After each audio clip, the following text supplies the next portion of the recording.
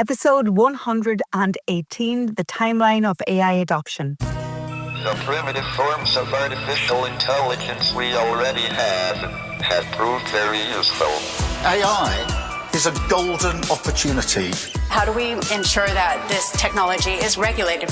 The long arc of technological history is now in an extraordinary new phase. The AI6 Podcast with Joanne Sweeney.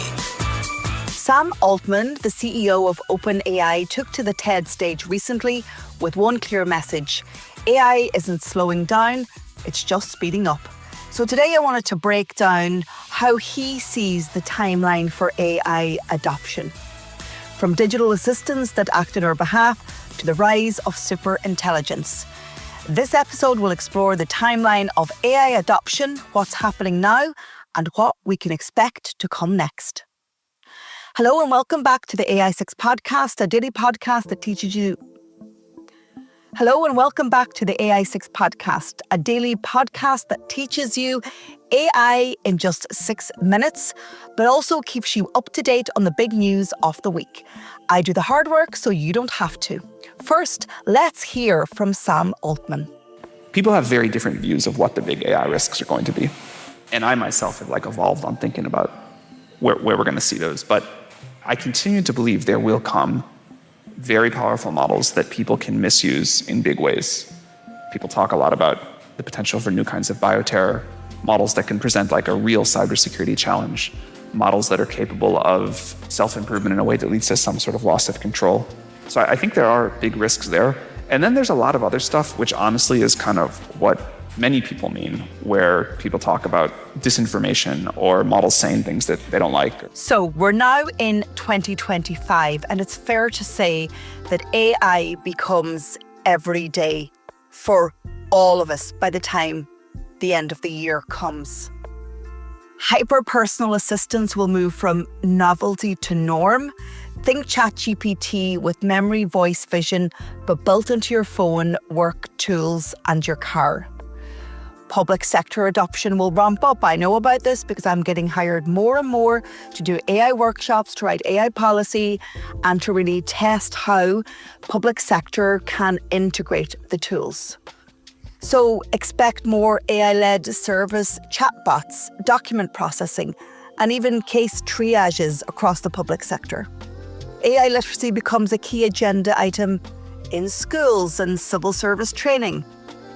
Ireland's digital literacy push, well, if you've read Ireland's national AI strategy, you know they have big ambitions around AI literacy.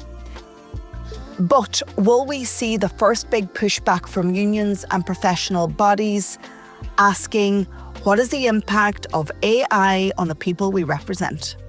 Let's move on then from 2026 to 2028.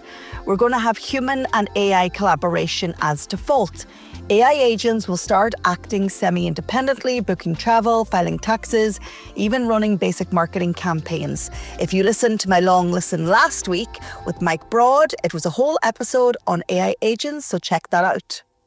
You'll see AI in job descriptions, so things like the ability to work with AI systems or prompt engineering skills preferred.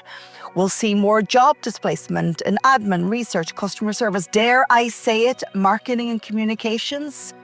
And you'll also see an explosion in micro-entrepreneurship and solopreneur AI startups. Schools and colleges will pilot AI as co-teachers or as marking assistants. And politicians might even jump into it a little bit more, but of course, they will expect more scrutiny. In 2030, agentic AI will go mainstream. So you'll see some potentially home AI concierge. So think about Alexa, but 10 times smarter and actually useful in completing tasks for us. We'll have a ramping up of personal health monitoring, and early diagnosis will be AI powered. Digital twins become real. Again, I have an episode on that. We all might have a virtual version of ourselves that can simulate decisions or can actually work as assistants in our business. AI ethical boards and human-in-the-loop policies will become legally required in some sectors, and more jobs involving shadow AI, people working alongside or supervising AI tools that are doing 70 to 80% of the task will become the norm. So then let's move 10 years ahead, 2035 to 2040. Are we looking at the AI integrated society where AI will become part of national infrastructure like electricity or broadband? We might not be searching for information. We'll be delegating tasks to autonomous agents who negotiate, buy, filter, compare. Universal Basic Services, or UBI pilots, may launch in countries where automation has made large-scale job displacement unavoidable. AI companions and emotional support bots will raise huge questions about relationships, mental health and regulation. And the very idea of human-only work may become niche or a luxury. So a lot to digest there, but the big takeaways: it's a gradual curve, although it is moving fast. And Sam Altman says there's not going to be a single flash moment. AI's power will keep growing exponentially. We'll need new rules and real-time safety, so regulation may deepen. There might be more test cases in the courts. And Altman makes an urgent call for governance, safety frameworks and oversight across all sectors. And we as individuals, as entrepreneurs, as leaders, we need to prepare for the long game. In the short term, the changes feel dramatic, but we've got to think about where we'll be in even 5 years' time by around 2030. We'll look back and we'll see how radically AI has reshaped our world. It's a fascinating interview, and I've linked it in the blog post associated with the podcast over at publicsectormarketingpros.com. So that is it for today. This is AI6. I am Joanne Sweeney, and I'll talk to you tomorrow.